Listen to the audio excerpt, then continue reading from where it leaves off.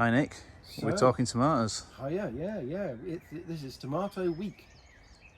So we're here in the polytunnel at Wortley Hall Walled Garden, and the volunteers have kindly put all the strings up here for the tomatoes. We've got the tomatoes in the ground, and we've got our soaker hoses for watering them. We tend to use these strings for growing the tomatoes up. We find on a larger scale it's a lot easier as the tomatoes grow up just to wind the tomato round. So these are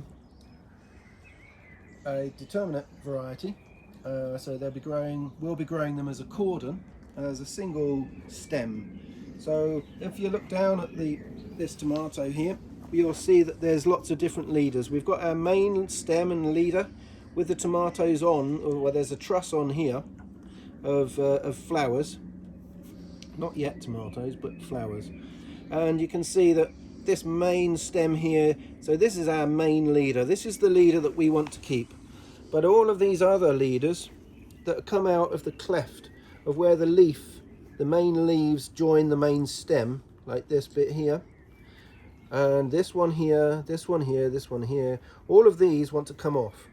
So we need to do a bit of pruning to change it into a single cordon.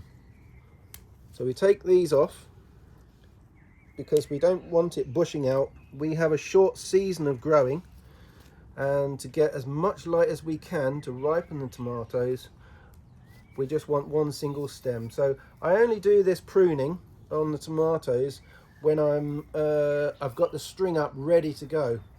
So we start by winding the string round a little bit at the bottom, at the base of the tomato, and then very gently just wrap the string around the tomato